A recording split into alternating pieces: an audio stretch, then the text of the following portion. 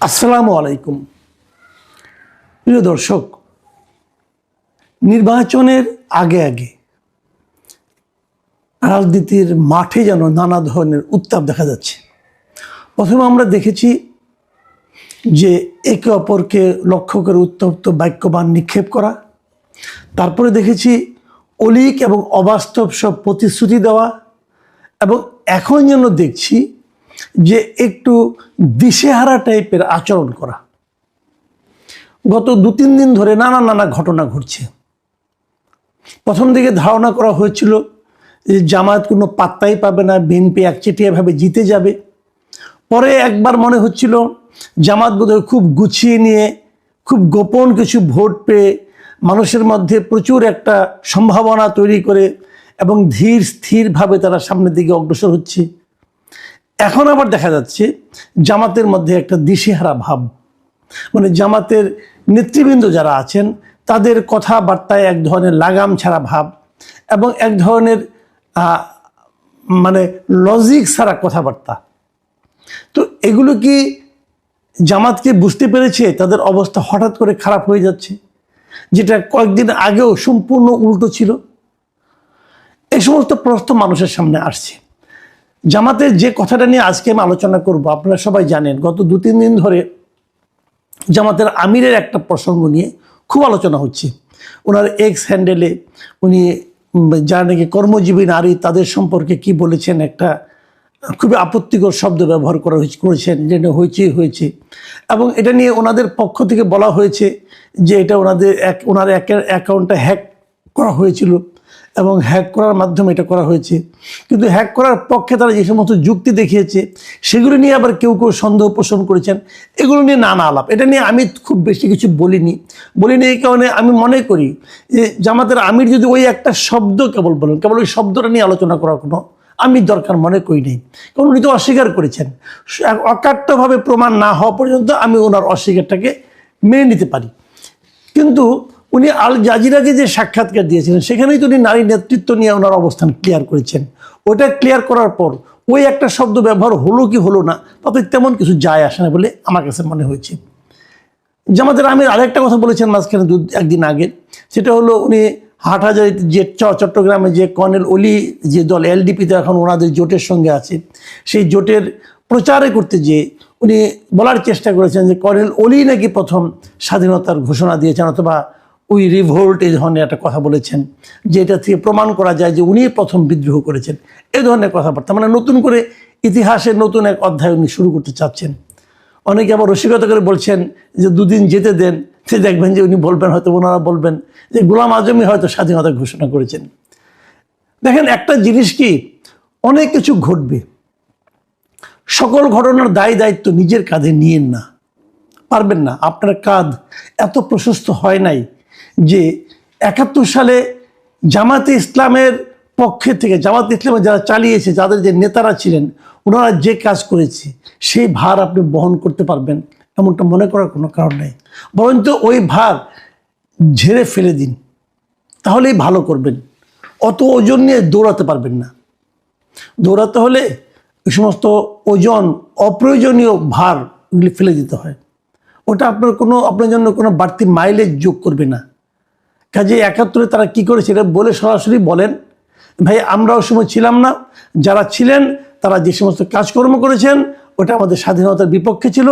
আজকে এত বছর পরে এসে আমরা বুঝতে পেরেছি ওটা ঠিক হয় নাই, ওনাদের কৃতকর্মের জন্য আমরা ক্ষমা চাচ্ছি জাতির কাছে, বলে ফেলেন। এ বললে আপনার কোনো ক্ষতি হবে না, বরং আপনার লাভ হবে। যাই হোক, আমি ওনাকে পরামর্শ দেওয়া আমার কাজ না। আমি আজকে যে কথাটা নিয়ে আলোচনা করব, এবং এটা খুব সিরিয়াস ব্যাপার এই কারণে যে আজকে আমরা দেখলাম একটা জিনিস, একটা ভিডিও আমার কাছে একজনে পাঠিয়েছেন, প্রায় 15 মিনিট 9 সেকেন্ডের একটা লম্বা ভিডিও। সেই ভিডিওতে দেখা গেল যে ঢাকা 17 আসনের যিনি প্রার্থী, জামাতের প্রার্থী মিস্টার খালিদুজ্জামান, ডাক্তার খালিদুজ্জামান, ওনার এই ডাক্তার লিখতে পারেন কেন এটা নিয়ে আলোচনা আছে। যাক, সেই আলোচনায় আমি যাচ্ছি না, মিস্টার খালিদুজ্জামানই ওনাকে বলছি। তো উনি ক্যান্টনমেন্টে ঢুকতে গিয়েছিলেন, এবং ক্যান্টনমেন্টে ঢোকার সময় তাকে ক্যান্টনমেন্টের গেটে, জাহাঙ্গীর গেটে, ওখানে যে এমপি থাকে, মানে মিলিটারি পুলিশ থাকে, ওনারা তাকে আটকিয়েছেন এই কারণে ওনারা সবাইকে আটকান, জিজ্ঞাসা করেন কোথায় যাবেন, কেন যাবেন, জানতে চান। ওনার সঙ্গে গানম্যান ছিল, খালেদুজ্জামান সাহেবের সঙ্গে গানম্যান ছিল। এমপির যে বক্তব্য, মানে ওখানকার ক্যান্টনমেন্টের পুলিশের বক্তব্য, যে ক্যান্টনমেন্টের ভেতরে বেসামরিক কেউ গানম্যান নিয়ে যেতে পারবেন না, অথবা কোনো অস্ত্র বহন করা যাবে না। তাদের বক্তব্য ছিল যে এমপি সাহেব যান ভেতরে, কোনো সমস্যা নেই। এমপি সাহেব মানে এমপি পদপ্রার্থী যিনি, উনি যান, খালেদুজ্জামান সাহেব যাবেন, ওনার সঙ্গে যারা আছে সবাই যাবেন, কারণ ক্যান্টনমেন্ট এরিয়াটাও তো কিন্তু ঢাকা 17-এর মধ্যেই পড়েছে, তাদের সবাই যাবে, ওনাদের কোনো আপত্তি নেই। কিন্তু বন্দুক যেতে পারবে না, মানে একটা অস্ত্র ভিতরে ঢুকতে পারবে না, এই ছিল বক্তব্য। খালেদুজ্জামান সাহেবের বক্তব্য ছিল উনি ক্যান্টনমেন্ট পার হয়ে ক্যান্টনমেন্টের ও পাশে যাবেন, হয়তো ওই আপনার বালুঘাট টালুঘাট যে এলাকাগুলি আছে ওদিকে যাবেন, অথবা কচুক্ষেত যাবেন, যেদিকে যাবেন। তো ওখানেও তার গানম্যান লাগবে, কারণ ওখানে ক্যান্টনমেন্টের পক্ষ থেকে বলা, পুলিশ আর্মির পক্ষ থেকে বলা হচ্ছিল ক্যান্টনমেন্টের মধ্যে তো আপনার নিরাপত্তা আমরাই দিচ্ছি, আপনার গানম্যান লাগবে না। ওনার বক্তব্য বলো ওপারে গেলে তো আমার নিরাপত্তা প্রস্ত, লোকজন তখন আমাকে মারতে পারে, তো তখন তো আমার গানম্যান লাগবে। এই বাহাস অনেকক্ষণ চলেছে, এটা নিয়ে বিতর্ক হতে পারে। খালেদুজ্জামান সাহেব অবশ্যই বলতে পারেন, ওনার সে বলার অধিকার আছে যে এই এলাকায় তো আমি নির্বাচনের প্রচারণা চালাবো, তাহলে আমি এই এলাকা পার হয়ে ক্যান্টনমেন্টের ওপারেও তো আমি যাবো, সেখানে তো আমাকে, তাহলে ওই গানম্যান আমি ওখানে পাবো কোথায়? Logical question.